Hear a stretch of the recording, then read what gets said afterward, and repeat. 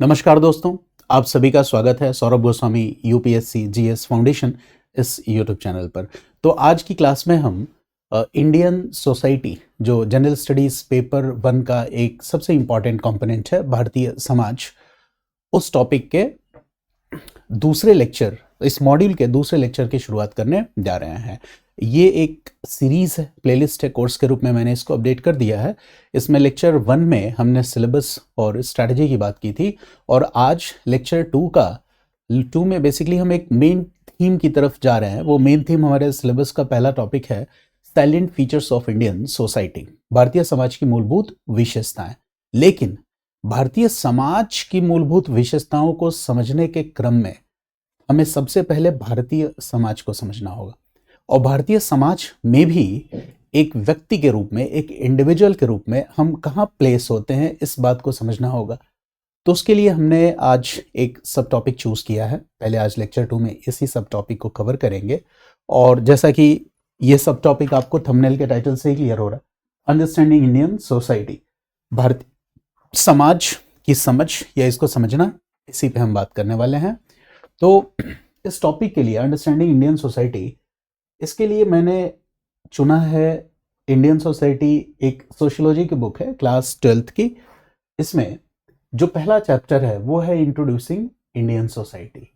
तो इसी Indian society की समझ हम विकसित करने की कोशिश करेंगे, और आज की लेक्चर का आधार जो होगा वो एनसीईआरटी की यही बुक होगी। चलिए, तो हम लेक्चर की शुरुआत करते हैं। इसमें टोटल 6 चैप्टर्स है, 7 चैप्टर्स है, बट टेक्निकली ये 6 चैप्टर्स जो हैं, इसमें से ये सारे चैप्टर्स बहुत इंपॉर्टेंट हो जाते हैं भारतीय समाज की समझ के लिए। तो आगे भी हम अपने लेक्चर्स में इन चैप्टर्स को इनकॉर्पोरेट करेंगे, शामिल करेंगे, और मैं आपको बताता चलूंगा कि कहाँ किस चैप्टर का हम यूज कर रहे हैं। तो जो पहला चैप्टर है इंट्रोड्यूसिंग इंडियन सोसाइटी, इसी को बेस बना के we are going to understand Indian society. हम भारतीय समाज की समझ विकसित करने जा रहे हैं। मैं एनसीईआरटी के पीडीएफ डॉक्यूमेंट को यहाँ डिस्प्ले नहीं करूँगा इन फ्यूचर कॉपीराइट स्ट्राइक्स की वजह से, लेकिन हमारा आधार तो वही है। तो मैं उम्मीद करता हूँ आपके पास अगर ये एनसीईआरटी हो, ये एनसीईआरटी की ये बुक हो, पीडीएफ हो, तो आप मेरे लेक्चर के बाद इस चैप्टर को ज़रूर पढ़ें। इससे आपके कॉन्सेप्ट भी थोड़े ज़्यादा क्लियर हो जाएंगे, प्लस आपके पास कुछ सिस्टमेटिक कंटेंट भी हो जाएगा, क्योंकि मैं बहुत डिटेल में डिस्कस करने वाला हूँ। और जो भी बुक में जो भी चीज़ें लिखी होती हैं उनको बड़े ही प्रैक्टिकल अप्रोच के साथ मैं आपको समझाऊंगा, ताकि व्यवहारिक जीवन के साथ जोड़ के आप उन सभी बातों को समझ सकें और बहुत ही सरलता और सहजता से अपने उत्तर को लिख सकें। यही हमारा टारगेट है। तो जब आप चैप्टर 1 इंट्रोड्यूसिंग इंडियन सोसाइटी, जब आप इस चैप्टर को पढ़ेंगे, तो इस चैप्टर को पढ़ने के क्रम में जो कुछ इंपॉर्टेंट इश्यूज हैं जिनमें इस चैप्टर पे बात की गई है, सबसे पहले मैं उसकी तरफ इशारा कर दूं। जैसे सबसे पहले इस चैप्टर में तो यही बताया गया है कि जो सोशियोलॉजी है, समाजशास्त्र, चूंकि जब हम इंडियन सोसाइटी और सोशल जस्टिस पढ़ते हैं, इंडियन सोसाइटी जीएस पेपर 1 का हिस्सा है, सोशल जस्टिस जीएस पेपर 2 का कंपोनेंट है, तो स्वाभाविक सी बात है कि ये समाज शास्त्र का ही एक अंग है। तो इस चैप्टर में ये बताया गया है कि सोशियोलॉजी एज अ डिसिप्लिन, एक विषय के रूप में दूसरे विषयों से, दूसरे सब्जेक्ट से किस तरह से भिन्न है, डिस्टिंक्टिव है। इसी बात की चर्चा की गई है पहले चैप्टर में, कि sociology as a subject, how it is distinctive from the other subjects, इस विषय पे बात की गई है। दूसरा मुद्दा जो इस चैप्टर में बहुत ही गंभीरता के साथ जिस पे बात की गई है, वो है प्रायर नॉलेज या पूर्व ज्ञान। यानी कि हम सबके पास, जब भी हम फॉर्मल एकेडमिक्स की बात करते हैं, औपचारिक शिक्षा की बात करते हैं, तो उस औपचारिक शिक्षा या औपचारिक शिक्षा प्रणाली का हिस्सा बनने से पहले हम सबके पास कुछ पूर्व अर्जित ज्ञान होता है, पूर्व ज्ञान होता है, और प्रायर नॉलेज होता है, जो हम अपने परिवार से, अपने समाज से, अपने सराउंडिंग से सीखते हैं। तो ये जो प्रायर नॉलेज है या पूर्व ज्ञान है, इस प्रायर नॉलेज के लाभ क्या है, एडवांटेजेस क्या है, और इस प्रायर नॉलेज के डिसएडवांटेजेस क्या है, इसकी हानियां क्या है, इस बात पे भी आपकी इस बुक में बात किया गया। तीसरा डायमेंशन जहां इस बुक में बात की गई है वो सेल्फ रिफ्लेक्सिविटी, इस कॉन्सेप्ट की बात की गई है। सेल्फ रिफ्लेक्सिविटी, इसको हम हिंदी में कहेंगे आत्म प्रतिबिंबिता। तो आत्म प्रतिबिंबिता क्या है, और जब हम सेल्फ रिफ्लेक्सिविटी, ये हुनर, ये स्किल सीख जाते हैं तो हमारी पर्सनैलिटी को और ज़्यादा डायनेमिक और ज़्यादा बेहतर बनाने में कैसे हेल्पफुल होता है, इसकी भी चर्चा की गई है, सेल्फ रिफ्लेक्सिविटी। लास्ट में यहाँ एक और मुद्दे पे बात की गई है, और वो है जैसे हम ज्योग्राफी में ज्योग्राफी मैपिंग की बात करते हैं, वैसे ही यहाँ पे सोशल मैपिंग की बात की गई है, और इसमें वो तरीके बताए गए हैं जिससे हम एक इंडिविजुअल के रूप में, एक व्यक्ति के रूप में सोसाइटी में हमारी स्टेटस क्या है, हम कहाँ लाई करते हैं, इस बात की समझ डेवलप करने की कोशिश की गई है।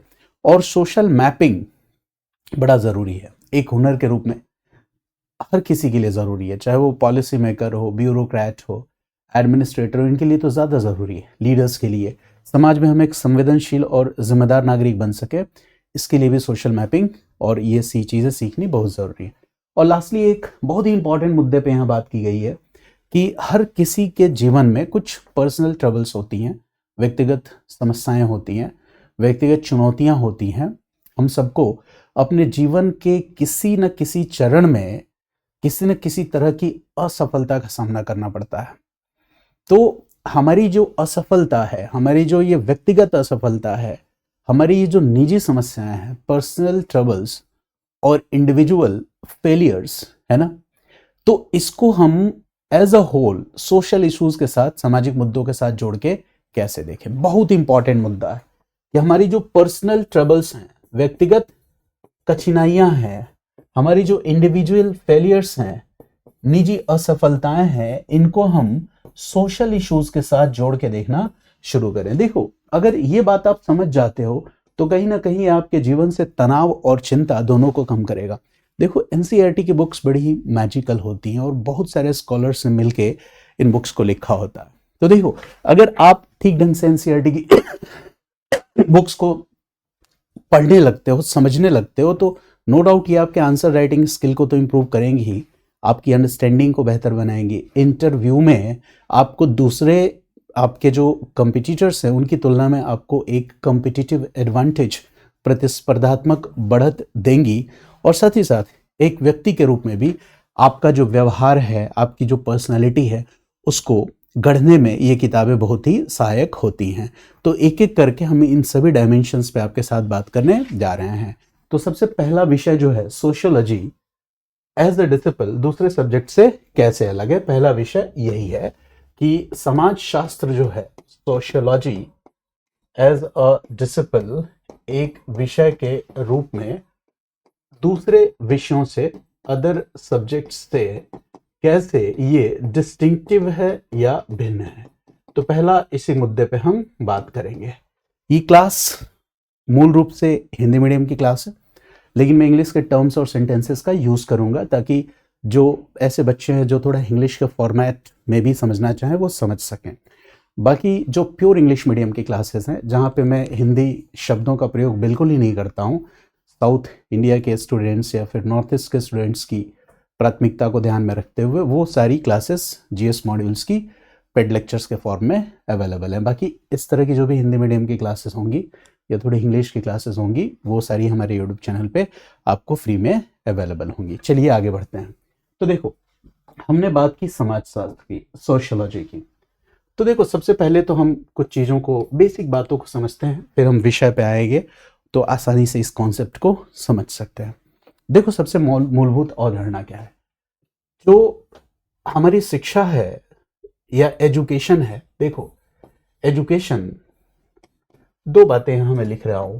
एक लिख रहा हूं इनफॉर्मल एजुकेशन, अनौपचारिक शिक्षा, और दूसरी तरफ मैं लिख रहा हूं फॉर्मल एजुकेशन, औपचारिक शिक्षा। तो शिक्षा के दो पहलू हो गए, एक हो गया फॉर्मल एजुकेशन और दूसरा हो गया इनफॉर्मल एजुकेशन।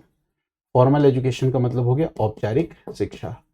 औपचारिक शिक्षा से हमारा तात्पर्य है कि जब हम पहली बार फर्स्ट टाइम स्कूल जाते हैं, फर्स्ट टाइम जब हम स्कूल जाते हैं, स्कूल में हमारा एडमिशन होता है, तो ये हमारी औपचारिक शिक्षा है।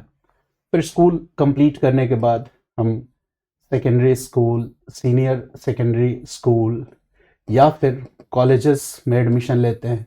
इसके बाद हम यूनिवर्सिटीज़ में जाते हैं।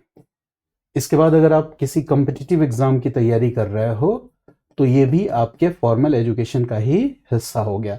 या फिर आप आईएएस बन जाते हो, लाल बहादुर शास्त्री एकेडमी मसूरी में चले जाते हो, वहाँ आपकी ट्रेनिंग होती है, तो भी एक एडमिनिस्ट्रेटर के रूप में ये आपकी फॉर्मल ट्रेनिंग है। तो ये फॉर्मल एजुकेशन का हिस्सा है। लेकिन एजुकेशन वैसे हमारी शुरू हो जाती है जन्म के तुरंत बाद। और जब मैं जन्म के तुरंत बाद कहता हूँ, यानी कि जस्ट फ्रॉम चाइल्डहुड, बचपन से ही, since we are the part of a family, हम किसी न किसी परिवार का क्या होते हैं, हिस्सा होते हैं। तो इस परिवार में रहते हुए हमारी जो इनफॉर्मल एजुकेशन है, अनौपचारिक शिक्षा, वो वहीं से शुरू हो जाती है। यानी स्कूल जाने से बहुत पहले, क्लासरूम में जाने से बहुत पहले हमारी शिक्षा शुरू हो जाती है, वो इनफॉर्मल एजुकेशन होती है। और यहाँ पे ये जो अनौपचारिक शिक्षा होती है, जो किसी स्कूल जाने से बहुत पहले हमारी शुरू हो जाती है, ये इनफॉर्मल एजुकेशन जो है चाइल्डहुड से शुरू हुई, ये इनफॉर्मल एजुकेशन आखिर है किसके बारे में, तो सोसाइटी के बारे में ही है। ये अनौपचारिक शिक्षा सोसाइटी के बारे में। यानी कि जब हम स्कूल में जाएंगे, जब फॉर्मल एजुकेशन का हिस्सा बनेंगे, तब हम हिस्ट्री पढ़ेंगे, तब हमें पता होगा कि फ्रेंच रिवॉल्यूशन क्या था और क्यों हुआ था, 1857 का रिवोल्ट क्या था और क्यों हुआ था, भारत कभी गुलाम भी था, 1947 में भारत आज़ाद हुआ। ये बात हम स्कूल में जाके सीखेंगे।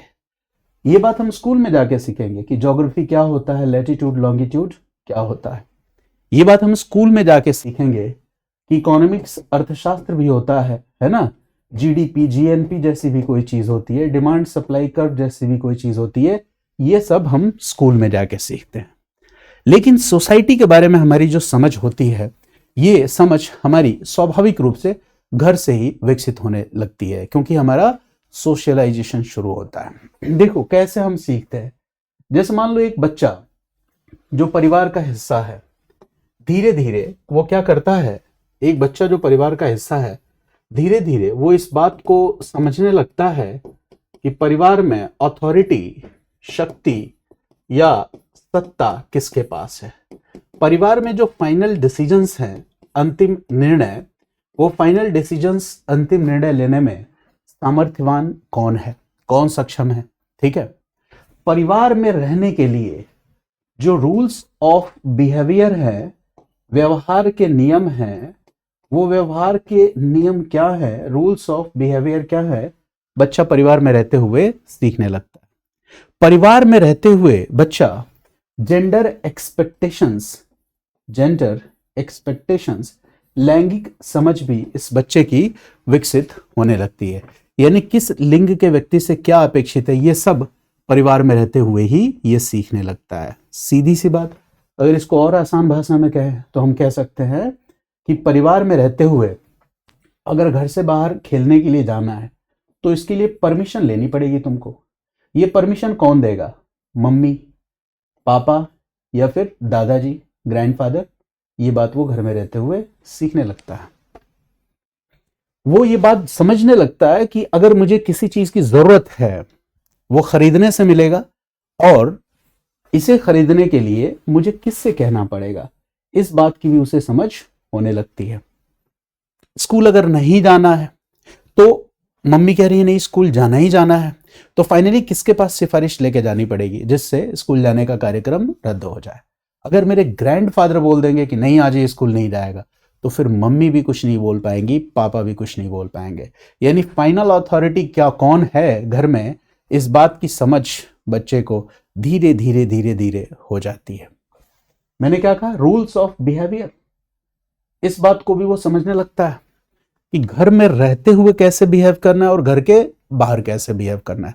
जैसे मान लो चौथी पांचवी में पढ़ने वाला कोई बच्चा है, उसने कहीं से गाली देना सीख लिया, लेकिन जो गाली देना वो सीखता है, वो घर के अंदर उस गाली का इस्तेमाल नहीं करता है, वो घर के बाहर अपने किसी दोस्त को खेलने के दौरान गाली दे देता है।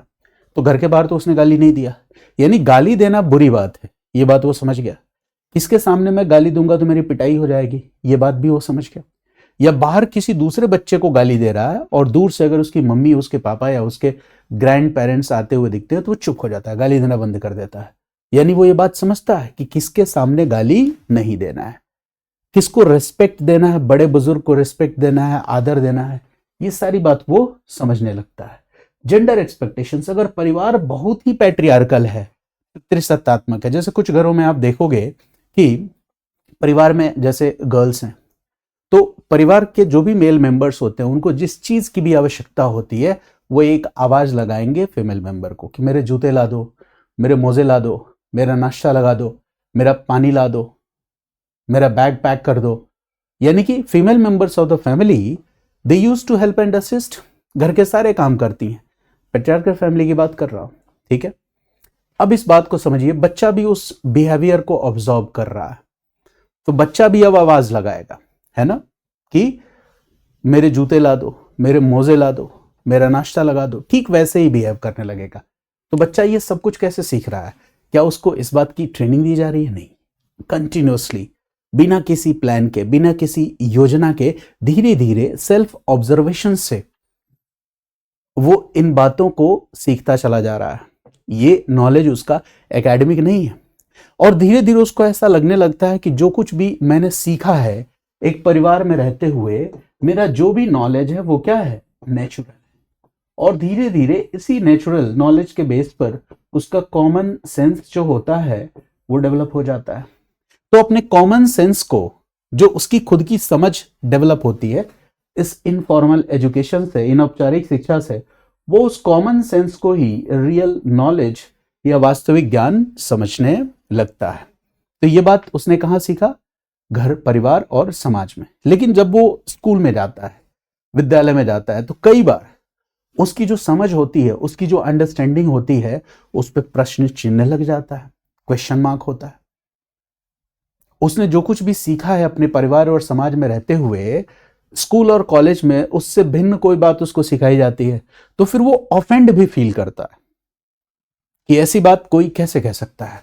जैसे मान लो कि परिवार, जिस परिवार से वो आया है वो बहुत ही धार्मिक परिवार है। धार्मिक कहने का मतलब कि रूढ़िवादी धार्मिक की मैं बात कर रहा हूं। धार्मिक होना तो बहुत अच्छी चीज है। तो रूढ़िवादी धार्मिक परिवार है, वो किसी विशेष धर्म से संबंधित है, दूसरे धर्म के व्यक्तियों को अपना कट्टर दुश्मन मानता है। और स्कूल में आने के बाद टीचर ने उसको सेक्युलरिज्म की शिक्षा देनी शुरू कर दी, कॉलेजेस में उसको सेक्युलरिज्म के बारे में पढ़ाया जाने लगा। तो फिर वो क्या होगा? गाली गलौज पे उतर आएगा। टीचर्स के सोशल नेट, जो भी सोशल मीडिया प्लेटफॉर्म से, उस पर जाके वो दूसरी आईडी से कुछ कमेंट करना शुरू कर देगा। उसे लगेगा कि सेक्युलरिज्म का बात करने वाला हर इंसान क्या है? मानसिक रूप से बीमार है। ऐसा क्यों हुआ? क्योंकि उसकी जो कॉमन सेंस बेस्ड अंडरस्टैंडिंग है, सामान्य समझ पर आधारित जो भी उसका ज्ञान है, जो नया ज्ञान उसे मिला, it is in confrontation with that previous knowledge, that prior knowledge. ये उस पूर्व ज्ञान के विरोध में जो उसे पहले प्राप्त हुआ है, और वो इस चीज के ये ट्रुथ, ये उसके लिए अनकंफर्टेबल चीज हो गई। ठीक है, वो इस चीज को कंफर्टेबली एडजस्ट नहीं कर पा रहा है, एक्सेप्ट नहीं कर पा रहा है। उसे अपना ज्ञान क्या लगने लगा था? नेचुरल लगने लगा था, सहज लगने लगा था। जो उसके कॉमन सेंस बेस्ड नॉलेज था, जो अंडरस्टैंडिंग थी, ये उसको समझ लगने लगा था। लेकिन स्कूल, विद्यालय या कॉलेजेस में जाने के बाद, फॉर्मल एजुकेशन प्राप्त करने के बाद, अब उसको ये लगने लगेगा कि हमारा जो प्रायर नॉलेज है, पूर्व ज्ञान है, या फिर हमारा जो प्रायर नॉलेज, पूर्व ज्ञान, या हमारी जो कॉमन सेंस है, ये क्या है? कंप्लीट नहीं है। ये क्या है? इनकम्प्लीट है। तो जब हम फॉर्मल एजुकेशन की तरफ जाते हैं तो हमारे बिलीव्स क्वेश्चन होते हैं, और हमें ये लगने लगता है कि हमारा कॉमन जो सेंस है वो क्या है? वो मतलब इनकम्प्लीट है। तो देखो, जब हम कहते हैं कि क्रिटिकल इंसाइट्स या क्रिटिकली एनालिसिस या क्रिटिकल थॉट किसी व्यक्ति का हो, तो वो कब होगा?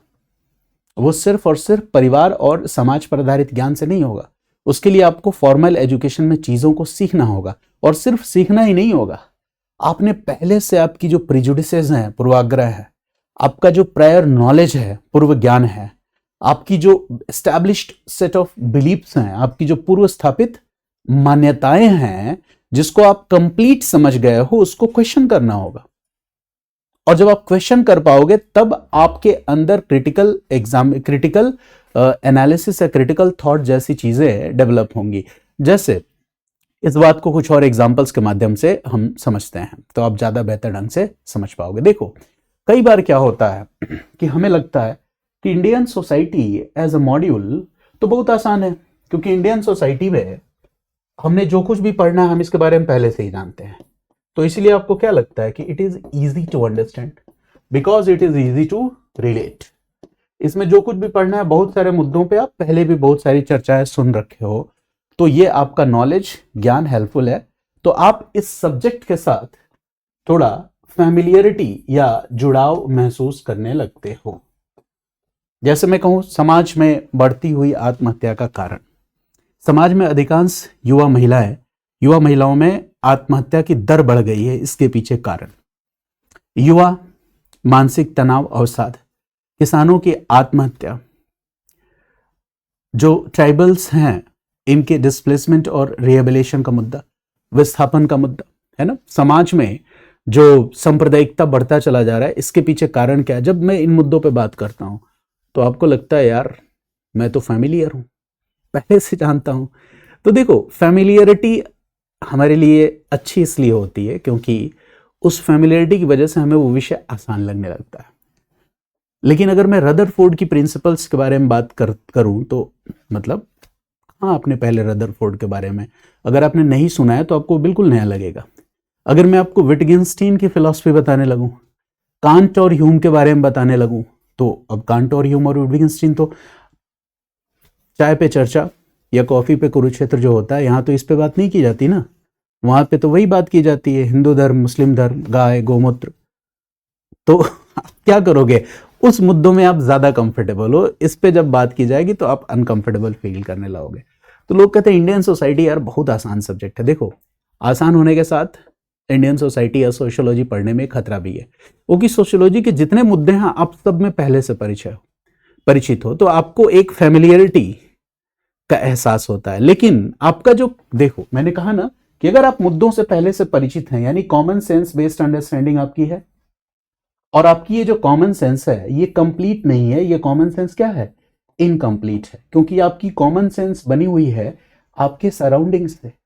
आप जिसको एक सिंगल आइडेंटिटी समझ रहे हो, आप समझ रहे हो कि हाँ मैं सौरभ गोस्वामी हूं, नहीं, ये आप जिसको सिंगल आइडेंटिटी समझ रहे हो, ये सिंगल आइडेंटिटी है ही नहीं। It is a set of multiple identities that you are carrying together. मैं सौरभ गोस्वामी हूं, बट मेरी आइडेंटिटी क्या है, मेल आइडेंटिटी है। तो मैं जेंडर डिस्क्रिमिनेशन को उस तरह से नहीं समझ सकता जिस तरह से एक महिला जेंडर डिस्क्रिमिनेशन को समझ सकती है।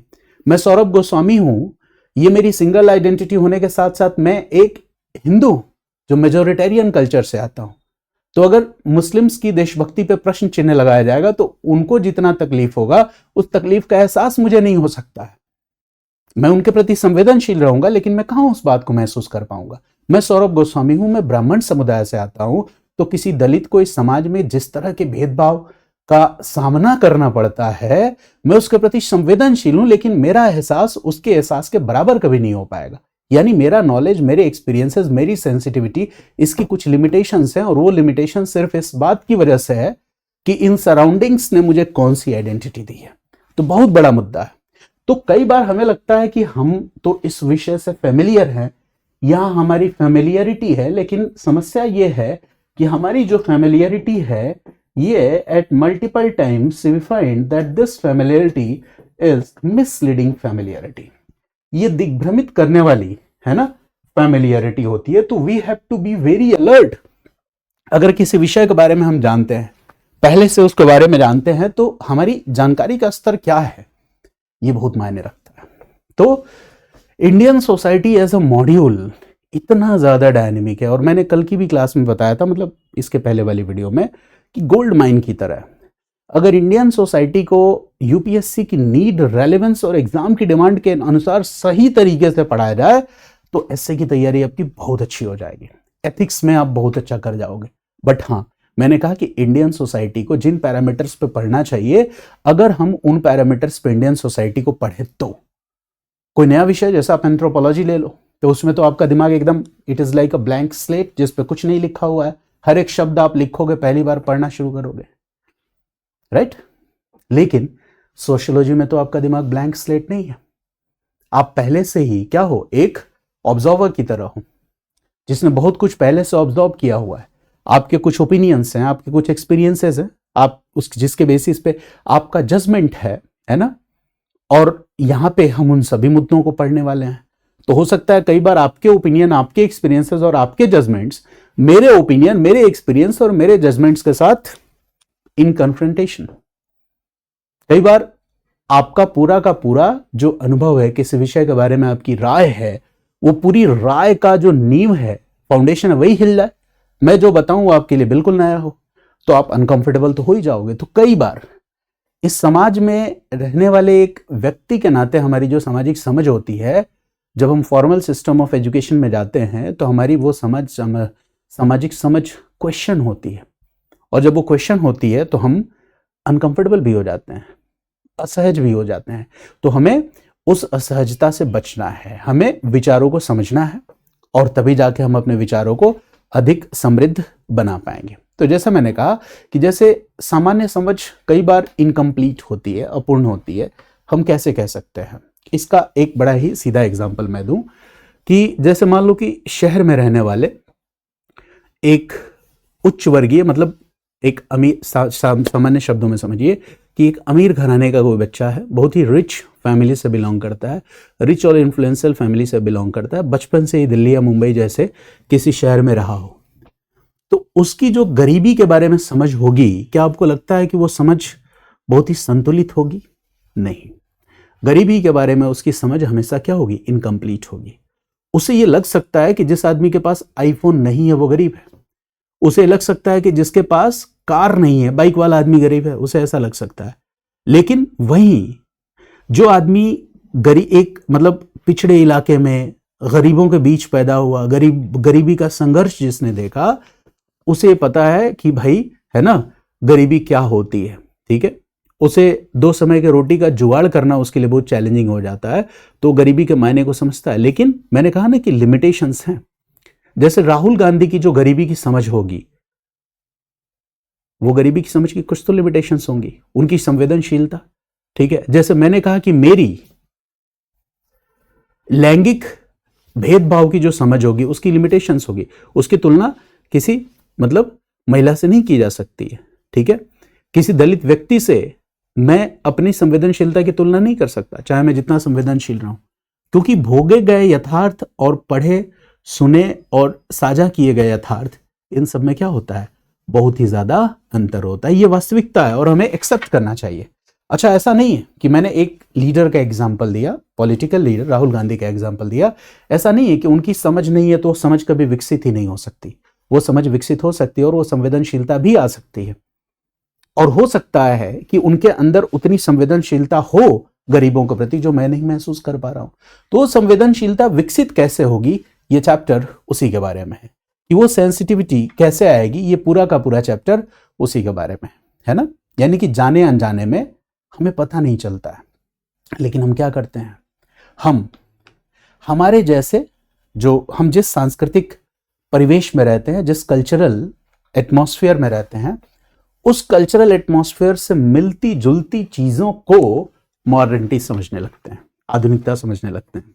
जैसे आप एक रिच और एफ्लुएंट फैमिली से आते हैं, आपके जितने भी फैमिली फ्रेंड्स हैं सब वेल सेटल्ड हैं, दूसरी कंट्रीज में, फॉरेन कंट्रीज में रहते हैं, तो डेफिनेटली आपके घर में रहने वाले बच्चे, बुजुर्ग, बड़े, वो 80% जो उनका कम्युनिकेशन होगा वो हिंदी में होगा, सॉरी इंग्लिश में होगा। They will communicate in English, वो इंग्लिश में बात करेंगे क्योंकि that is the need of that family, वो उस परिवार की जरूरत है। कुछ लोग स्विट्जरलैंड है, कुछ मतलब यूएस हैं, कुछ ब्रिटेन है, कुछ चाइना में है, तो इंग्लिश में वो कम्युनिकेट करते हैं क्योंकि फैमिली बिखरी हुई है।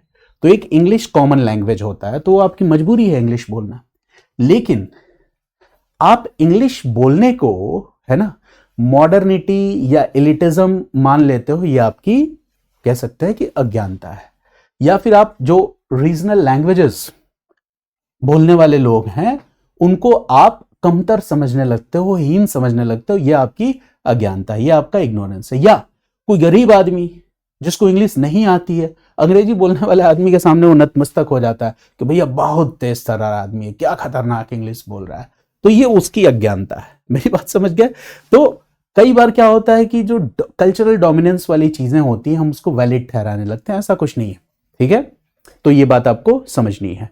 तो आप समझ गए कि पूर्व ज्ञान जो है, प्रायर नॉलेज जो हमने पहले से सीखा है, वो कई बार हमारे लिए चैलेंजिंग भी होता है। यानी ये बात मैंने आपको बताई कि प्रायर नॉलेज, इसके फायदे भी हैं, एडवांटेजेस भी हैं। हमें फैमिलियरिटी लगता है विषयों के साथ, हम ज्यादा आसानी से विषयों के साथ जुड़ पाते हैं, हम उन डिस्कशंस में पार्टिसिपेट कर पाते हैं, कॉन्फिडेंस ज्यादा रहता है आंसर राइटिंग का।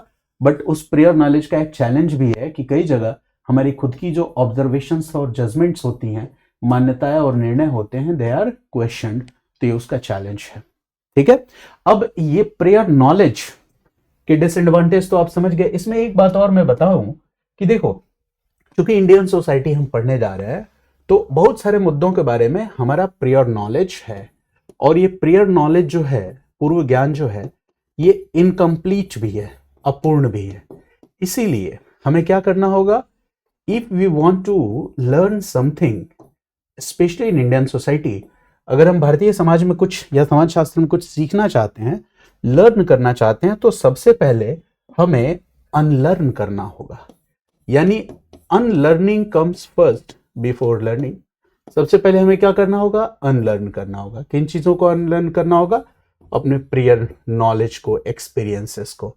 तो यहां पे अनलर्न करने का मतलब, I am not talking about completely rejecting what ever you have already learned. पहले से आपने जो कुछ भी सीखा है उसको मैं पूरी तरह से रिजेक्ट करने की बात नहीं कर रहा हूं। हियर अनलर्निंग ओनली मीन्स, यहां पे अनलर्निंग का केवल मतलब इतना है कि हमें पहले से जो कुछ भी नेचुरल लगता है, नॉर्मल लगता है, सामान्य लगता है, तो वो सामान्य क्यों है, इस पे हमें क्वेश्चन करना है। पहले से जो कुछ भी हमें बहुत नॉर्मल लगता है, वो इतना नॉर्मल लगता है, आखिर उससे फायदा क्यों, किसको है ना। कोई ऐसी व्यवस्था है, और उस वजह से, मान लो अब मैं एग्जाम्पल से अगर बताऊं तो आप ज्यादा बेहतर समझ पाओगे, है ना। कि जैसे हमारी एक बैकग्राउंड है जो हमारे क्लास और रिलीजन पर बेस्ड बैकग्राउंड है, ठीक है। हो सकता है आप एलिट क्लास से हो, शहरों में रह रहे हो, और आपको हिस्टोरिकल इनजस्टिसेस का सामना नहीं करना पड़ा है, और मतलब आप आरक्षण का विरोध करते हो, क्योंकि आपके परिवार में सब आरक्षण का विरोध करते हैं, तो आप भी आरक्षण का विरोध कर रहे हो। तो आपके द्वारा आरक्षण का किया जाने वाला विरोध आपको क्या लग रहा है, नॉर्मल लग रहा है, नेचुरल ऑकरिंग लग रहा है। तो इंडियन सोसाइटी हमें यही सिखा रहा है कि जो नॉर्मल और नेचुरल ऑकरिंग लग रहा है, वो ऐसा क्यों लग रहा है, हमें इस पे क्या है, सोचना है कि अगर हम आरक्षण का विरोध कर रहे हैं तो विरोध हम ही क्यों कर रहे हैं। अच्छा, पर्सन बी अगर आरक्षण का सपोर्ट कर रहा है, तो आरक्षण का सपोर्ट वो क्यों कर रहा है, इन दोनों के पीछे रीजन क्या है। कॉन्स्टिट्यूशन ने अगर ये आरक्षण दिया है, रिजर्वेशन दिया है, तो क्या सोच के दिया है, इसके पीछे की फिलॉसफी क्या है। अफर्मेटिव डिस्क्रिमिनेशन, सकारात्मक विभेद जिसको कहते हो, है ना। इस तरह से आपको सोचना होगा, और जब आप ऐसा सोचना शुरू कर देते हो, इसका मतलब आपके जो pre established beliefs and notions है, पूर्व स्थापित विश्वास और मान्यताएं हैं, या फिर हम कहें कि जो आपके डीपली हेल्ड बिलीफ्स हैं, उसको आप क्वेश्चन करना शुरू कर देते हो, या फिर, है ना, आपके जो खुद के ओपिनियन हैं, या फिर आपके जो खुद के इमोशनल अटैचमेंट्स हैं, आप उनको क्वेश्चन करना शुरू कर देते हो। जैसे मान लो मैं हिंदू हूं, इंडिया में हिंदू मेजॉरिटी है, और एक समूह आता है और वो मुझसे ये कहे कि हम हिंदू राष्ट्र बनाने की कोशिश कर रहे हैं, तो आप हमारी इस मुहिम से जुड़ जाइए और हम मिलकर हिंदू राष्ट्र बनाएंगे। मैंने पूछा, भाई इस मुहिम से जुड़ के क्या करना पड़ेगा। सामने वाले ने कहा कि बस, है ना, थोड़े अपने इनकम का कुछ हिस्सा हमें दे दीजिए, है ना, क्योंकि एक बड़ा आंदोलन है, बड़ी तैयारी हमें करनी है, और समय समय पे जब भी कोई सम्मेलन होता है, कोई मीटिंग होती है, वहां इकट्ठे रहिए, उपस्थित होइए, और वैचारिक रूप से हमारे इस मुद्दे का समर्थन करिए। मैंने ये बातें सुनी। अच्छा देखो, ये उस समूह की जो मांग है, ये उसकी सामाजिक समझ को दिखलाता है। अब मुझे बैठ के ये सोचना है कि इसकी जो मांग है ये वाजिब है कि नहीं, मैं इसको सपोर्ट करूं या ना करूं, या फिर इसने जो हिंदू राष्ट्र की बात कही, इसका मतलब अंडरस्टैंडिंग का लेवल क्या है, इसके एजुकेशन का लेवल क्या है, इसकी समझ का लेवल क्या है। सेक्युलर नेशन होने और हिंदू नेशन होने दोनों में से ज़्यादा बेहतर स्थिति में हम कैसे हैं, हमारा संविधान ऑलरेडी सेक्युलरिज्म को बेसिक डॉक्ट्रिन, बेसिक स्ट्रक्चर्स का हिस्सा मानता है। तो तमाम ऐसी चीज़ें हैं जो मेरे दिमाग में आएंगी, और जब मेरे दिमाग में आएंगी तो हो सकता है मैं उसके आइडिया को क्वेश्चन करूं। मेरी बात आप समझ पा रहे हो मैं क्या कह रहा हूं? मैं कह रहा हूं तमाम ऐसी चीजें हैं जो हमारी डीपली हेल्ड बिलीफ्स को काउंटर कर सकती हैं, चुनौती दे सकती हैं। देखो कई बार क्या होता है कि प्रेजुडिस और प्रायर नॉलेज की वजह से, जैसे दिल्ली में एक निर्भया केस हुआ था, और आपने देखा होगा कि उस घटना के बाद कई ऐसे लोग थे जिन्होंने प्रश्न विक्टिम पे उठा दिए कि इतनी रात को क्यों निकली थी, या लड़कियों को किस तरह के कपड़े पहनने चाहिए, इस तरह के जजमेंट्स लोगों ने देने शुरू कर दिए। यानी उन्होंने क्या किया, उन्होंने एक ब्लेम जो है, एक आरोप जो है, वो विक्टिम को ब्लेम करना शुरू कर दिया।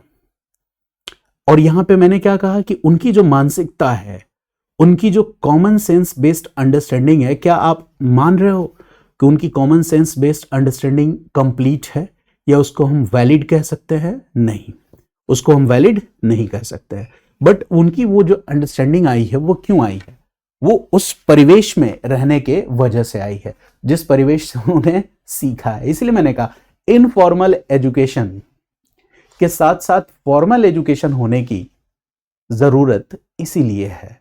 जब तक फॉर्मल एजुकेशन ठीक नहीं होगा, हमारे भारतीय समाज में जो सिटीजन्स हैं वो अवेयर सिटीजन्स नहीं हो पाएंगे, जागरूक नागरिक नहीं हो पाएंगे। और जब वो जागरूक नहीं होंगे तो they will not ask questions, वो प्रश्न नहीं पूछेंगे, वो किसी मुद्दे के बारे में क्रिटिकली नहीं सोचेंगे।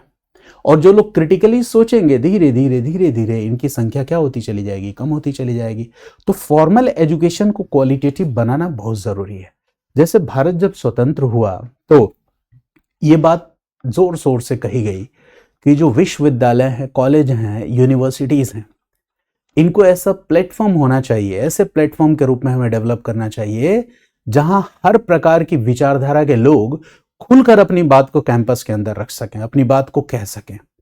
और ऐसा जब हम करेंगे तो वैचारिक समृद्धि आएगी, और अल्टीमेटली जो हमारी डेमोक्रेसी है, हमारा लोकतंत्र है, इसका स्तंभ मजबूत होगा। ये बात हमने कही। जैसे हमारा संविधान बना, मैंने पॉलिटी में पढ़ा है भी आपको कि संविधान बना, संविधान सभा, तो उसमें विचारधारात्मक प्रभाव है कि नहीं है? पूंजीवाद का भी है, समाजवाद का भी है, तमाम विचारधाराएं उसमें आती हैं, है ना। हर जगह से कुछ ना कुछ हमने लिया है, गांधी, अंबेडकर, हर जगह से कुछ ना कुछ लिया ना। तो विचारधाराओं पे बातचीत होना, ये हमें क्या बनाएगा? ज्यादा से ज्यादा क्रिटिकल बनाएगा। तो इंडियन सोसाइटी, इससे एथिक्स, ये सब यही डिमांड करता है कि एस्पायरेंट्स जो हैं उनका अप्रोच क्या हो? क्रिटिकल हो। यानी जहां पे कॉमन सेंस बेस्ड अंडरस्टैंडिंग से आप आगे बढ़ोगे, वही हो गया आपका सोशियोलॉजी, और वहीं से इंडियन सोसाइटी और सोशल जस्टिस के मॉड्यूल की शुरुआत होती है। यानी कि एक कॉमन सेंस बेस्ड अंडरस्टैंडिंग वाला व्यक्ति, या केवल इनफॉर्मल एजुकेशन जिस आदमी को मिला है, जो कभी स्कूल कॉलेज नहीं गया है, वो बस यूनिडायरेक्शनल सोचेगा, एक दिशा में सोचेगा, व्हाई इट इज हैपनिंग, ऐसा क्यों हो रहा है। लेकिन अगर कोई क्रिटिकल माइंडसेट वाला व्यक्ति है, वो सोचेगा व्हाट इज हैपनिंग के साथ why it is happening, how is it is happening, okay, who will get benefit if it happens, who will suffer loss if it happens, how it will happen, what is the strategy behind this। तो तमाम ऐसे questions उसके दिमाग में आएंगे। तो देखो, Indian society and social justice as a module पढ़ते हुए हमें क्या करना है? अपने प्रेयर नॉलेज या कॉमन सेंस, इसको पूरी तरह से रिजेक्ट नहीं करना है, बट यहाँ पे जो हमारे प्री एस्टैब्लिश नोशंस और बिलीफ्स हैं, इनको क्रिटिकल सोचना है। यानी कि we will have to rethink, reorganise, and if needed we have to overturn our beliefs. हमें क्या करना होगा? अनलर्न का मतलब क्या हो गया? We will have to rethink, we will have to reorganise, and if needed, हमें कई बार ऐसा होगा कि हमारी जो स्थापित विश्वास और मान्यताएं हैं, ये पूरी तरह से उलट पुलट हो जाएंगी, सारा सॉफ्टवेयर अपडेट हो जाएगा। तो ये सॉफ्टवेयर अपडेट करने वाला मॉड्यूल है, तो हम करेंगे सॉफ्टवेयर अपडेट, है ना। कई बार ग्लिचेस भी आएंगी, आप नाराज भी हो जाओगे अगर आप चीज़ों को क्रिटिकली नहीं देखते हो। तो कॉमन सेंस बेस्ड चीज़ें ये है। अब आगे बढ़ते हैं कि और इसमें एक डायमेंशन और क्या था, एक बार मैं देख लूं, प्रियर नॉलेज। हाँ, इसमें तीसरा मुद्दा है सेल्फ रिफ्लेक्सिविटी का, आत्म प्रतिबिंबता का। तो देखो, जब हम जैसे हम किसी समस्या पे बात करते हैं तो समस्या का जो समाधान है ना, उस समस्या का समाधान कैसे होगा इस पे भी तो हमें बात करनी चाहिए। तो सेल्फ रिफ्लेक्सिविटी में हम इसी मुद्दे की बात कर रहे हैं कि आत्म प्रतिबिंबिता क्या है। देखो, Indian society and social justice as a module, यहां पर हम सोसाइटी के जो इश्यूज हैं इनको क्रिटिकली री एग्जामिन करने की कोशिश कर रहे हैं। तो देखो, सोसाइटी को क्रिटिकली री एग्जामिन करने जाने से पहले हम भी तो इसी सोसाइटी में रहने वाले इंडिविजुअल हैं, हम भी तो इसी समाज में रहने वाले व्यक्ति हैं। तो जब हम सोसाइटी को क्रिटिसाइज करने जा रहे हैं, इसके पहले सबसे पहले हमें क्या करना चाहिए, हमें अपनी पर्सनालिटी, अपने एस्टैब्लिश्ड बिलीफ्स, मान्यताएं, इनको भी क्या करना चाहिए, एक बार ध्यान से ऑब्जर्व करना चाहिए। तो सेल्फ रिफ्लेक्सिविटी का मतलब ये हो गया, सेल्फ रिफ्लेक्सिविटी जो थर्ड टर्म है, आप इस टर्म को जरूर एग्जाम में आंसर्स वगैरह में यूज करेंगे जहां जरूरत हो। सेल्फ रिफ्लेक्सिविटी, सेल्फ रिफ्लेक्सिविटी, इसको हम कहेंगे आत्म प्रतिबिंबिता, आत्म प्रतिबिंबिता। ये सारे वर्ड्स मैं आंसर राइटिंग में यूज करवाऊंगा जब भी पीवाईक्यू थीम्स डिस्कस करूंगा, क्योंकि पीवाईक्यू थीम्स को मैंने रिकॉर्ड ही इसी हिसाब से किया है कि लेक्चर के साथ वो क्या करे, इंटीग्रेट करे। तो देखो, आमतौर पे एज एन इंडिविजुअल, एक व्यक्ति के रूप में, we use to observe society. हम क्या करते हैं, सोसाइटी को ऑब्जर्व करते रहते हैं। हम सब करते हैं, आप भी करते हैं, है ना। आप बात करते रहते हैं, ये सरकार अच्छी थी, ये सरकार बुरी है, आप बात करते रहते हैं, ये टीचर अच्छा पढ़ाता है, ये टीचर बुरा पढ़ाता है। आप बात करते रहते हैं, कोचिंग इंडस्ट्री में ये प्रॉब्लम्स हैं। आप बात करते रहते हैं, महंगाई बढ़ रही है। आप बात करते रहते हैं कि लोगों का जो मोरल कॉम्पस है ये गड़बड़ होता चला जा रहा है। आप बात करते चले जा रहे हैं कि समाज में क्राइम बढ़ता जा रहा है ना, बेरोजगारी बढ़ रही है, अनएम्प्लॉयमेंट बढ़ रहा है। तमाम ऐसी चीज़ें हैं जिस पे हम बात करते हैं। गवर्नमेंट पॉलिसी कौन सी बेहतर है, कौन सी बुरी है, इसके बारे में भी हम बात करते हैं। सोसाइटी को भी जज करते हैं। जैसे हम शहर में रह रहे हैं, जैसे मान लो आप गांव में रहते हो, गांव से शहर आ गए नौकरी के लिए, रोजगार के लिए या पढ़ाई करने के लिए, तो फिर एक दिन बैठ के आप सोचते हो हमारे गांव का समाज कैसा था, शहर का समाज कैसा है। आप सोचते हो अच्छा यार, गांव के समाज में तो क्या बताया जाए, गांव वाले तो मतलब हर दूसरा आदमी सीसीटीवी कैमरा है, नजर गड़ाए रखता है कौन क्या कर रहा है। हो सकता है आप अपने एक्सपीरियंस शेयर करते हो, बोलो कि ये तैयारी तो मैं गांव में भी रह के कर सकता था ऑनलाइन क्लासेस की मदद से, लेकिन गांव में जब मैं एक कमरे में बैठ के पढ़ाई करता था तो मोहल्ले वाले आ जाते थे, मतलब गांव में अगल बगल के पड़ोसी, और भाई क्या कर रहा है, 24 घंटे घर में ही घुसा रहेगा क्या। तो कहा वहां पे मैं गांव में क्या रहना चाहता था, एनोनिमस, अज्ञात रहना चाहता था, एक गुमनामी का जीवन 1-2 साल तक जीना चाहता था कि कमरे में रह के मैं पढ़ता रहूं, किसी से मतलब न रखूं और यहीं से एग्जाम क्लियर कर लूं। लेकिन गांव वालों ने वो गुमनामी का जीवन जीने ही नहीं दिया। तो वो शहर में रह के हम कई बार क्या होता है कि ये जो चीजें होती हैं, है ना, मतलब हम अपनी प्राइवेसी को मेंटेन करते हुए चुपचाप किसी बड़े उद्देश्य की प्राप्ति करने के लिए एकांत में रह के काम कर सकते हैं, वो गांव में नहीं होता है। फिर आप शहर में आते हो, फिर कहते हो देखो गांव में तो मेरी एक फ्रेंड थी गुंजन, उससे मैं बात करता था तो पूरे गांव में एकदम आज तक न्यूज़ की तरह खबर फैल जाती थी। तो गांव में किसी लड़की से दोस्ती करना भी बड़ा मुश्किल है, लोग बहुत गंदी नजरों से देखते हैं लड़कियों से बात करने को, उनकी मानसिकता बहुत खराब है। फिर आप यहाँ कहते हो देखो यहाँ तो मैं अपने क्लास की सभी लड़कियों से बात करता हूँ। तो देखो, जब आप क्लास में अपोजिट सेक्स, है ना, उनके साथ आप बातचीत करने लगे, उनके साथ डिस्कस करने लगे, आप यकीन मानो इससे आपकी पर्सनैलिटी और बेहतर होगी। और सिर्फ पर्सनैलिटी नहीं बेहतर होगी, अपोजिट सेक्स के प्रति, जेंडर के प्रति आपका जो रेस्पेक्ट और आपकी जो सेंसिटिविटी है, संवेदनशीलता, वो भी बढ़ जाएगी। नहीं तो आप गर्ल्स को एक एलियन की तरह देखोगे। तमाम ऐसे जगहों पे जहां पे जो वुमेन हैं इनको डोमेस्टिक बाउंड्रीज में कन्फाइन किया जाता है और लड़के और लड़कियों के बीच में, है ना, होने वाली दोस्ती को एक अपराध की तरह देखा जाता है, वहां पे महिलाओं के प्रति होने वाले जो अपराध है उनकी संख्या ज्यादा है। तो ये बात आपको समझनी होगी, है ना, कि फिर आप तुलना करते हो तो कहते हो यार शहरी जीवन बेहतर है, शहर का जीवन ज्यादा अच्छा है। अच्छा, शहर का कोई लड़का जो कभी गांव में नहीं रहा है, उसके अपने एक्सपीरियंसेस होंगे ग्रामीण जीवन के बारे में, वो पोएटिक लाइन से इंस्पायर है, आहा ग्राम्य जीवन ही क्या है, क्यों नहीं से सबका मन चाहे। उसे लगा अरे वाह, गांव के लोग कितने सीधे साधे होते हैं, गांव का मौसम कितना सुहाना होता है, प्लेजेंट होता है, गांव में सब्जियां एकदम ऑर्गेनिक होती हैं, फसल, अरे गांव में रहना एकदम किसी जन्नत में रहने से कम नहीं है।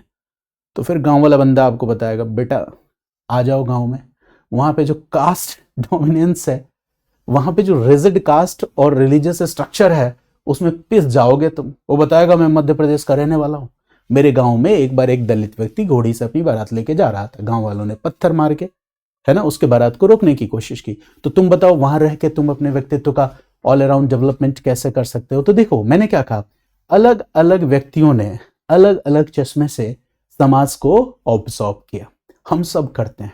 We use to observe others, we use to जज society and we also use to make comment on whatever is happening around us. हम सब जज करते हैं, कमेंट करते हैं हमारे आसपास क्या हो रहा है इसके बारे में। लेकिन सवाल यह है कि बाहर की तरफ देखते हैं, एक बार जरूरत है अंदर की तरफ देखने की, यानी खुद को देखो। कहां से? अब बड़ा मुश्किल है, खुद को कैसे देखें, है ना। जैसे मान लो कि मैं अगर मेरे ही बारे में राय बनाना शुरू कर दूं, यानी कि जैसे मैं किसी पर्सन बी के बारे में, जैसे सौरभ अगर पर्सन बी के बारे में कोई राय रख रहा है, तो क्यों ना सौरभ अपने आप को इस जगह रख दे और सौरभ अपने आप को बाहर से देखे और एक राय बनाए कि सौरभ किस तरह से सोचता है। तो जब हम इस मेथड को फॉलो करेंगे तो यही कहा जाता है आत्म प्रतिबिंबिता, यानी अपने आप को अपने से बाहर रख देना और फिर खुद को ऑब्जर्व करना, खुद के बारे में जजमेंट, खुद के बारे में कमेंट। जब हम ऐसा करने लगते हैं इसी को कहते हैं सेल्फ रिफ्लेक्सिविटी।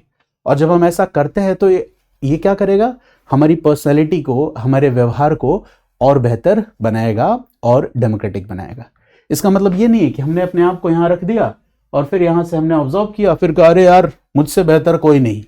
नहीं, इस भाव में नहीं आना है, आत्ममुग्धता का शिकार नहीं होना है ना।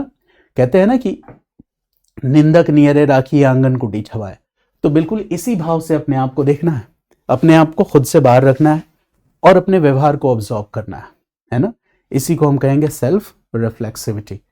तो फिर आप पाएंगे, जब आप इस तरह से खुद को ऑब्जर्व करेंगे तो फिर आप पाएंगे कि यार मेरी जो अंडरस्टैंडिंग है, मेरी जो समझ है, वो बेसिकली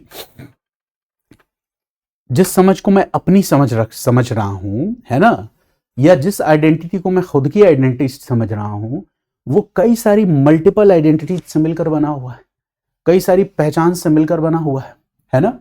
और कई ऐसी प्रिविलेजेस हैं या कई ऐसे डिप्राइवेशंस हैं जिनसे मिलके ये मेरा व्यक्तित्व बना हुआ है, ये मेरा व्यवहार बना हुआ है। तमाम ऐसी चीजें हैं जिसके लिए मैंने कोशिश नहीं की, लेकिन ये सारी चीजें मुझे विरासत में मिल गई, जो मुझे एक प्रिविलेज के रूप में मिली। जैसे थोड़ी देर के लिए मैं मान लेता हूं कि यहां पे मैं एक एग्जांपल देता हूं, और ऑफेंड नहीं होना है बिल्कुल, मैंने पहले ही कहा, क्योंकि ये बिल्कुल हम सेल्फ जो मतलब क्या कहते हैं क्रिटिकल आउटलुक को डेवलप करने के लिए क्लास कर रहे हैं, तो ऑफेंड बिल्कुल नहीं होना। जैसे मान लेते हैं यहां पे एक पर्सन है, ठीक है, और ये पर्सन एक कैबिनेट मिनिस्टर है, ठीक है। अब ये पर्सन जो कैबिनेट मिनिस्टर है, इस पर्सन का फादर कभी मिनिस्टर हुआ करता था, ठीक है, कैबिनेट मिनिस्टर या चीफ मिनिस्टर हुआ करता था। तो यहां पे इस व्यक्ति की जो सफलता है, इस व्यक्ति की सफलता में एक बड़ा योगदान इसके पैतृक विरासत का है। मेरी बात समझ गए? दूसरी चीज, हो सकता है कि इनके पास फिजिकल वेल्थ बहुत ज्यादा रहा हो, धन समृद्धि बहुत ज्यादा रहा हो, तो उस धन समृद्धि की बदौलत ये सिर्फ कैबिनेट मिनिस्टर नहीं है, बल्कि इस आदमी के मल्टीपल कंपनीज है, बहुत सारी कंपनीज और मल्टीपल बिजनेसेस हैं, जिससे crores and crores of revenues generate हो रहे हैं।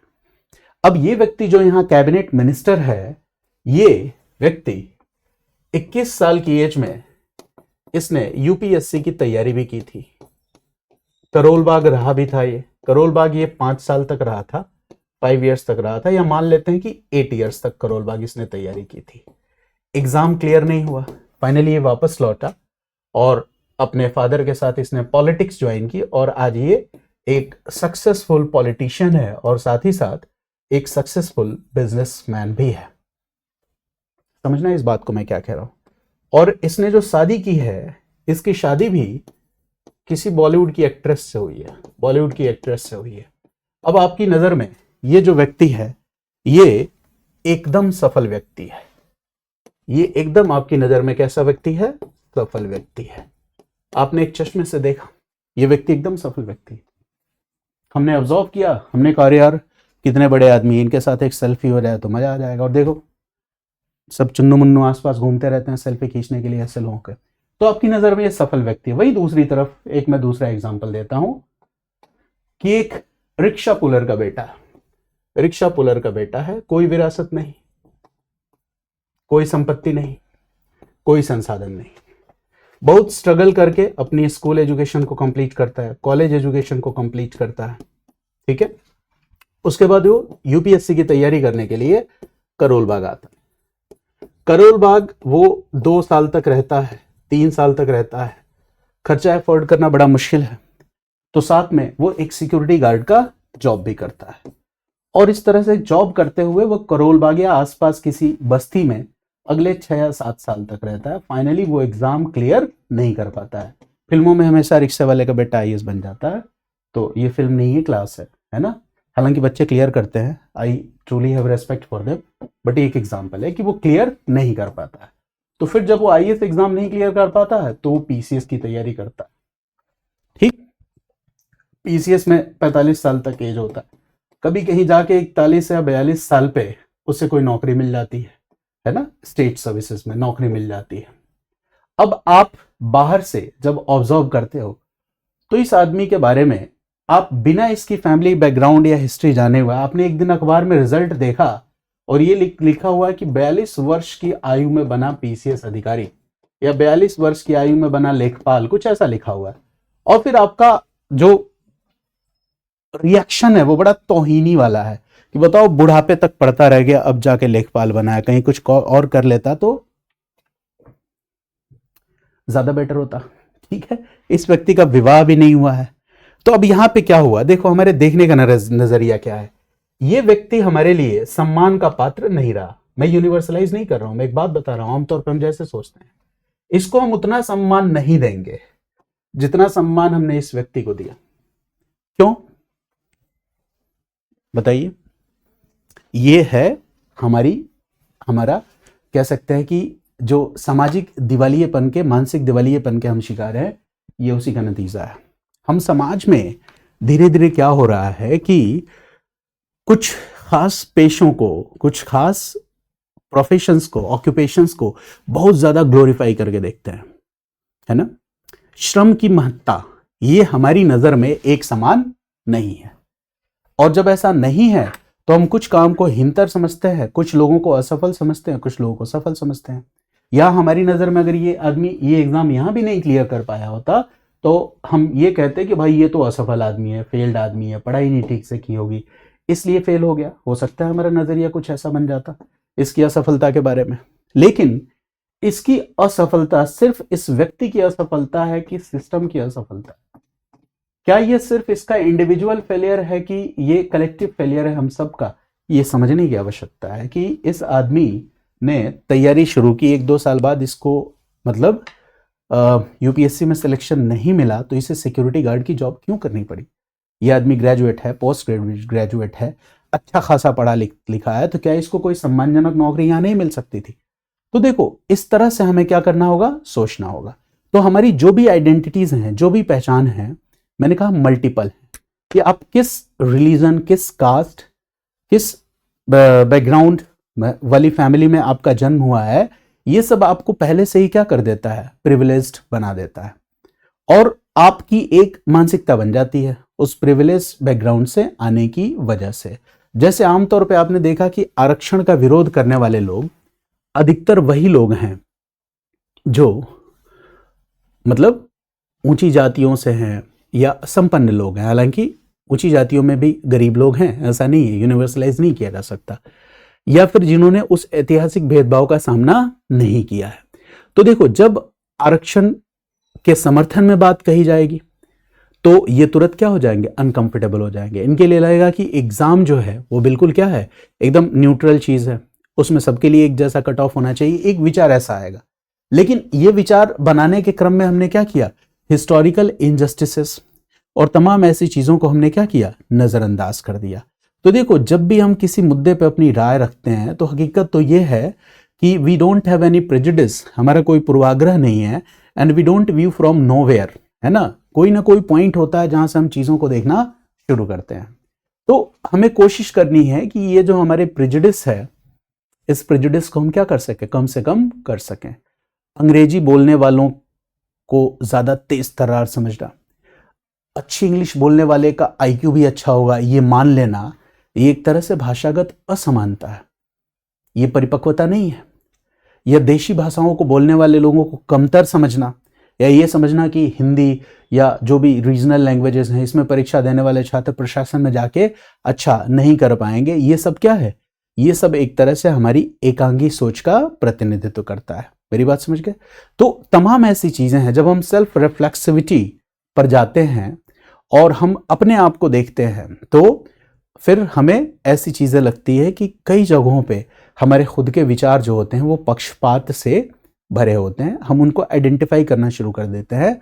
जैसे जैन रिलीजन में आप संवर और निर्जरा पढ़ोगे तो उस कॉन्सेप्ट में जैसे हम चुन चुन के चीजों को बाहर निकालते हैं, ठीक वैसा ही है कि हम धीरे धीरे जब सेल्फ रिफ्लेक्सिविटी है ना को हम समझने लगते हैं तो ये इम्पैथी और लेजिटिमेसी पैदा करती है हमारी सोच में, हमारे थॉट में। तो एक तो फायदा ये है, यानी सेल्फ रिफ्लेक्सिविटी या अपने व्यक्तित्व को अगर हम बाहर से ऑब्जर्व करें, हम ये आइडेंटिफाई करें कि कहाँ कहाँ हम प्रेजुडिस्ड हैं, तो धीरे धीरे ये हमारे व्यक्तित्व के अंदर एक तरह की इम्पार्शियलिटी या निष्पक्षता जैसी चीज़ों को इंश्योर करेगी। हम पहले से ज़्यादा नैतिक हो जाएंगे, न्याय की अवधारणा, कॉन्सेप्ट ऑफ जस्टिस हमें पहले से ज़्यादा बेहतर ढंग से समझ आने लगेगा। हमारे अंदर जो इम्पैथी है, समानुभूति, इसका स्तर ज़्यादा हो जाएगा, हम पहले से ज़्यादा विनम्र हो जाएंगे, ह्यूमिलिटी हमारे अंदर ज़्यादा हो जाएगी, तो बौद्धिक ईमानदारी हमारी ज़्यादा हो जाएगी और हमारी जो आलोचनात्मक दृष्टि है वो पहले से बेहतर हो जाएगी। इसीलिए जो सेल्फ रिफ्लेक्टिविटी है ये बहुत ही ज़रूरी है। ये बात समझ गए? इसके बाद इस चैप्टर में एक और मुद्दे पे बात की गई है और वो क्या है कि हाँ, ये क्या है, हाँ चलिए, सोशल मैपिंग है ना, इंडिविजुअल्स की बात की गई है। तो अब मैं आपको बताता हूँ सोशल मैपिंग का कॉन्सेप्ट क्या है। अभी जो मैंने बातें बताई इसी से जुड़ा हुआ है सोशल मैपिंग या सामाजिक मैपिंग का भी अवधारणा।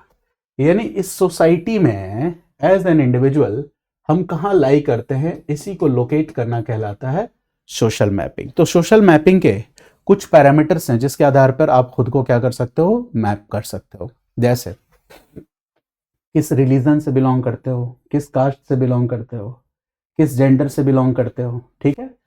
और मान लो कि आप बचपन से आपका जो पालन पोषण और स्कूलिंग हुआ है वो किन एरियाज में हुआ है, बैकवर्ड रीजन्स में हुआ है या मेट्रो सिटीज में हुआ है, आपके परिवार के लोग कौन सी लैंग्वेजेस, कौन सी भाषा बोलते हैं, आपके परिवार के जो नियर एंड डियर वंस हैं या फैमिली फ्रेंड्स हैं वो किस तरह का काम करते हैं। अगर वो पहले से ही वेल स्टैब्लिश्ड बिजनेसमैन हैं, ब्यूरोक्रेट्स हैं, पॉलिटिशियंस हैं, तो इस बात की ज़्यादा संभावना है कि आप इन फ्यूचर ब्यूरोक्रेट्स, बिजनेसमैन या पॉलिटिशियन बनोगे। आपकी रिसोर्स और पावर तक एक्सेस कितनी है, पहुंच कितनी है, पावर रिलेशंस है ना, इसके साथ आप किस तरह से जुड़े हुए, तमाम ऐसी चीजें हैं जिसको हम आइडेंटिफाई कर सकते हैं। क्या आपके साथ कभी डिस्क्रिमिनेशन या एक्सक्लूजन जैसे चैलेंजेस को आपने फील किया है? क्या आपके या आपके परिवार के साथ किसी भी तरह का हिस्टोरिकल इनजस्टिस हुआ है?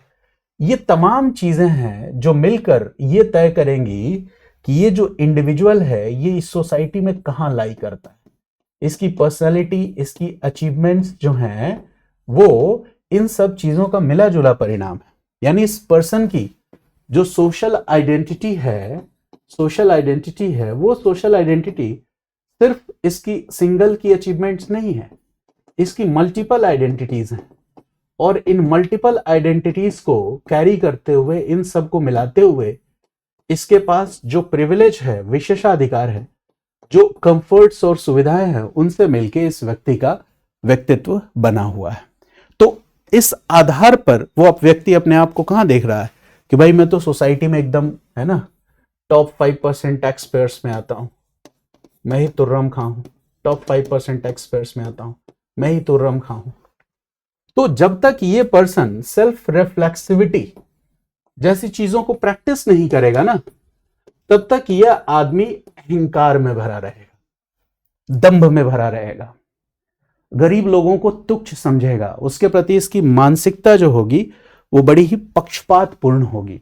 निष्पक्ष ये कभी हो ही नहीं सकता, और मतलब इंडिविजुअल्स की वैल्यू और रिस्पेक्ट को ये नहीं वो करता, मतलब ये कैपेबिलिटीज के अंदर नहीं आएगी। तो देखो सोशल मैपिंग पे हम कहाँ हैं, इस बात को जब हम लोकेट करना सीख जाते हैं तो स्वाभाविक सी बात है कि जैसे ही हम ये सारी बातें समझ जाएंगे, इस रियलिटी को समझेंगे, तो इस रियलिटी को समझेंगे तो फिर हमारे व्यक्तित्व के अंदर विनम्रता जो है ना, ह्यूमिलिटी, वो अपने आप आनी शुरू हो जाएगी। मेरी बात समझ गए ना? दूसरे की फेलियर्स को हम पर्सनलाइज नहीं करेंगे। कोई दूसरा व्यक्ति, तुम्हारे साथ पढ़ने वाला कोई व्यक्ति असफल हो गया तो उसकी असफलता या हार व्यक्तिगत है, और आपकी उपलब्धि, अचीवमेंट या जीत व्यक्तिगत नहीं है। ठीक है, देखो यहां पे समझना है, हर चीज क्या है, शेयर्ड है। अगर आपकी विक्ट्री, अगर आपकी जीत, अगर आपकी सफलता, अगर इसका क्रेडिट लेने के लिए पूरा समाज आ जाता है, तो फिर आपकी हार, आपकी असफलता की जिम्मेदारी सिर्फ आपके कंधों पे नहीं डालनी चाहिए, फिर उस हार के लिए रिस्पॉन्सिबल भी पूरा समाज हो गया। मेरी बात समझिए, अगर दिल्ली में निर्भया जैसा केस होता है तो इसके लिए रिस्पॉन्सिबल सिर्फ वो कुछ लोग नहीं है जिन्होंने ये किया, उसके लिए पूरा समाज दोषी है।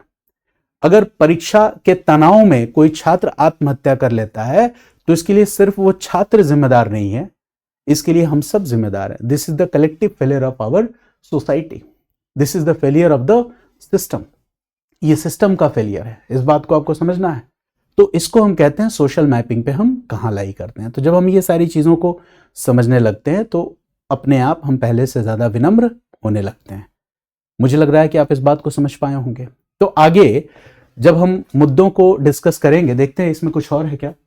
हाँ, एक मुद्दा और है, वो है पर्सनल ट्रबल्स, फेलियर्स, है ना, सोशल इशूज से जोड़ के देखना। वही मैंने आपको बताया कि एक समाज में रहने वाले किसी की हम बात करें, जैसे नेक्स्ट जो था पर्सनल ट्रबल्स जो हैं या इंडिविजुअल फेलियर्स, ये इंडिविजुअल ना होके कलेक्टिव होती है। ये बात हम कैसे समझे, एग्जाम्पल से समझ सकते हैं। जैसे मैं सबसे अच्छा एग्जाम्पल यूपीएससी एस्पायरेंट का ही ले लेता हूं कि एक एस्पायरेंट प्रिपरेशन करता है यूपीएससी एग्जाम की और लास्टली फेल हो जाता है, फेल हो जाता है। और फेल होने के बाद मान लो परीक्षा के तनाव में, वो परीक्षा के तनाव में है, ये तनाव उसके जीवन में है। उसके रोजमर्रा के खर्चे कैसे चलेंगे, ये तनाव उसके जीवन में है। उसके ऊपर शादी का दबाव भी है, ये तनाव भी उसके जीवन में है। उसके पर्सनल रिलेशंस, कुछ इंडिविजुअल रिलेशन से वहां प्रॉब्लम चल रही है, ये तनाव भी उसके जीवन में है। और वो चूंकि एग्जाम बार बार फेल कर रहा है, एग्जाम बार बार फेल कर रहा है, तो उसकी फेलियर के लिए सोसाइटी बार बार उसको क्वेश्चन कर रही है और उसके ऊपर आरोप लगा रही है कि क्यों फेल हो जा रहे हो तुम, एग्जाम क्यों नहीं हो रहा है तुम्हारा, क्या तुम पढ़ाई नहीं करते हो, क्या तुम दिल्ली में याशी कर रहे हो। इस तरह के सवाल उससे बार बार पूछे जा रहे हैं और वो तनाव में आकर आत्महत्या कर लेता है, सुसाइड कर लेता है। अब ये सवाल है कि इसकी जो असफलता है, इस एस्पायरेंट की फेलियर है, इसने जीवन से हार के जो आत्महत्या की राह पकड़ी, क्या इसकी ये असफलता इस यूपीएससी एस्पायरेंट की व्यक्तिगत असफलता है? नहीं। क्या इसकी जो पर्सनल ट्रबल्स थी, निजी जीवन में जो इसके दुख था, तकलीफ थी, कठिनाइयां थी, ये इंडिविजुअल है? नहीं, ये सोशल है। सीट्स इतनी कम आती हैं, एग्जाम के पेपर्स लीक हो जाते हैं, एग्जाम में ट्रांसपेरेंसी और करप्शन को कहां हम इंश्योर कर पाए। एग्जाम होने के बाद री एग्जाम होता है, कैंसिल हो जाता है। यूपीएससी में भी आपने देखा होगा तमाम इस तरह के पीडब्ल्यू सर्टिफिकेट वगैरह लगा के घुसपैठ कर जा रहे हैं। उसको भी यूपीएससी भी तो नहीं रोक पाई, हालांकि वो अपना फिल्टरिंग मैकेनिज्म लगाए हुए हैं, लेकिन तमाम इस तरह के घुसपैठिए यूपीएससी में भी घुस जा रहे हैं। तो आप ये बताओ कि इतनी चुनौतियों का होने के बावजूद सीट्स इतनी कम आ रही हैं, साथ ही साथ जो ऑल्टरनेटिव जॉब्स एंड एम्प्लॉयमेंट है, गवर्नमेंट इसके अपॉर्चुनिटीज क्रिएट नहीं कर पा रही है। This is the failure of the system. लोगों के पास पहले से जो जॉब कर रहे हैं उन्हीं की जॉब छूटी जा रही है, नए लोगों को रोजगार कहां से मिलेगा? छोटे बिजनेसेस कोलैप्स हो रहे हैं, बड़ी कंपनीज आ चुकी हैं, small shopkeepers they are losing their businesses, they are crying for help. छोटे दुकानदार टीयर 3 टीयर 2 सिटीज से खत्म होते चले जा रहे हैं। तो ऐसी स्थिति में कोई आदमी कोई काम धंधा करेगा तो उसके पास पूंजी भी होनी चाहिए ना। अच्छा, वो छोटी पूंजी लेकर बैठ जाएगा तो बड़े कॉर्पोरेट्स के सामने टिक कहां पाएगा? बताओ, कोई छोटा ग्रोसरी स्टोर चलाने वाला कोई व्यक्ति है, उसके मोहल्ले में ब्लिंकिट आ गया, ब्लिंकिट का स्टोर खुल गया, अब उसकी शॉप चल ही नहीं रही है। तो नया आदमी, जब इसका बिजनेस प्रॉफिट डिक्लाइन हो गया, तो नया आदमी ग्रोसरी शॉप खोलने के बारे में सोच कैसे सकता है? आप बताओ। तो यहां पे ये तो मजबूरी थी इसकी कि भाई मैं तैयारी करता रहूंगा, जिस दिन सफल हो जाऊंगा कम से कम मैं मतलब परिवार के कई लोगों को साथ लेके चल पाऊंगा। इस लालच में वो आगे बढ़ता जा रहा था, क्योंकि परिवार के हर सदस्य को अगर 50-50 हजार रुपए की नौकरी मिल जाए तो फिर एक आदमी इस बंदा क्यों सोचेगा, हर आदमी रोजगार में हो तो। लेकिन सरकारी नौकरी के पीछे लोग इसलिए पागल हैं कि एक कमाएगा सब खाएंगे, ये वाला सिस्टम है। तो समझो इस बात को, इसकी जो पर्सनल फेलियर ट्रबल्स हैं, इंडिविजुअल फेलियर्स है, ये इसका खुद का नहीं है। लेकिन अगर आपके अंदर सेंसिटिविटी नहीं है तो you will blame this person कि कितना बेवकूफ लड़का है, पता नहीं पढ़ना लिखना है नहीं, सुसाइड कर लेना है। अगर आपके पास सेंसिटिविटी नहीं है तो यू विल ब्लेम। लेकिन अगर आपने सेल्फ रिफ्लेक्सिविटी जैसी चीजों को थियोरेटिकली पढ़ा है, अपने पे अप्लाई किया है, अगर आप सोशल मैपिंग के कॉन्सेप्ट को समझते हो तो आपके अंदर संवेदनशीलता होगी और आप कहोगे कि देखो भाई, ये बच्चा जो जीवन से हार गया, परीक्षा से तनाव और अवसाद से हार गया, इसकी इस हार के लिए हम सब जिम्मेदार हैं। लेकिन हमारी मानसिकता क्या है? एज अ सोसाइटी हम क्या करते हैं? अगर यही लड़का एग्जाम क्लियर कर लेता, परीक्षा में सफल हो जाता, तो इसके साथ सेल्फी खिंचवाने के लिए 1000 लोगों की भीड़ उसी दिन इकट्ठा हो जाती। चाचा ताऊ, है ना, फलाना ढिमकाना, तमाम तरह के रिलेशंस लोग इसके साथ निकाल लेते। यानी अगर इसकी सफलता हो जाती तो इस सफलता में साझेदार सब होते, ये सक्सेस शेयर्ड होता। बट इसकी जो फेलियर है ये इंडिविजुअल है। ये कहां का न्याय है? ये कहां का दोहरापन है कि किसी की असफलता निजी है और सफलता साझा है, शेयर्ड सक्सेस, इंडिविजुअल फेलियर। तो यही तो समाज में विरोधाभास है। तो देखो ये चैप्टर इंट्रोड्यूस करने का मतलब क्या है कि हम अपने विचारों को, अपने आइडियाज को, अपने प्री एस्टैब्लिश्ड बिलीफ्स और नोशंस हैं उनको मतलब दोबारा एक नए तरीके से सोचें। हम हो सकता है कि हम 80% मामलों में सही हो, 20% जगहों पे गलत हो, तो हम गलत कहाँ हैं उसको आइडेंटिफाई करें। हो सकता है हम 20% मामलों में सही हो, 80% मामलों में गलत हो, तो हम कहाँ गलत हैं इस बात को हम क्या कर सके, आइडेंटिफाई कर सके। तो देखो, बिफोर अंडरस्टैंडिंग इंडियन सोसाइटी, भारतीय समाज को समझने से पहले, before understanding salient features of Indian society, भारतीय समाज की मूलभूत विशेषताओं को समझने से पहले, what is the most important thing that we must know and understand ourselves. हमें खुद को समझना है, हमें कॉमन सेंस बेस्ड अंडरस्टैंडिंग से ऊपर उठना है। और जैसे ही हम कॉमन सेंस बेस्ड अंडरस्टैंडिंग से ऊपर उठते हैं तो इंडियन सोसाइटी और सोशल जस्टिस का मॉड्यूल हमारे सामने होता है। इसीलिए ये मॉड्यूल इंट्रोड्यूस किया गया है। मुझे उम्मीद है कि अब आप इस बात को समझ पाए होंगे कि यूपीएससी ने इस मॉड्यूल को क्यों इंट्रोड्यूस किया और बहुत सामान्य से दिखने वाले प्रश्न क्यों पूछती है यूपीएससी कि युवाओं में आत्महत्या के मामले बढ़ रहे हैं, अधिकांश महिलाओं में आत्महत्या के मामले बढ़ रहे हैं, साइबर अपराध, मतलब ऐसे सामान्य से दिखने वाले प्रश्न आएंगे। तो वो सामान्य से दिखने वाले प्रश्न असामान्य हैं, ये मैं आपको आगे की क्लासेस में समझाऊंगा। तो मुझे उम्मीद है कि आज की क्लास बेसिकली हम क्या कर रहे हैं कि जो चैप्टर 1 है, मैंने कहा था कि हमेशा पहला चैप्टर जो होता है किसी भी मॉड्यूल का वो फाउंडेशन स्टोन होता है, कई बार रिपीट कर चुका हूं। तो हमें पहले चैप्टर के कई सारे सब टॉपिक्स पे काम करना चाहिए, तो उस विषय के साथ हमारा स्वाभाविक जुड़ाव विकसित हो जाता है। फिर जब हम विषय में प्रवेश करते हैं तो we are very much confident. तो एनसीईआरटी बुक्स को भी हम लेके चलेंगे, तो जहां जहां जिस चैप्टर को मैं यूज करूंगा मैं क्लास में बता दूंगा। और मेरे लेक्चर के बाद आप एनसीईआरटी बुक्स में आप जाएंगे तो यही सारी चीजें डिस्कस की गई हैं, आप हाईलाइट कर लेना और कोशिश करना कि इसके कुछ कीवर्ड्स हैं वो हम जरूर यूज करें।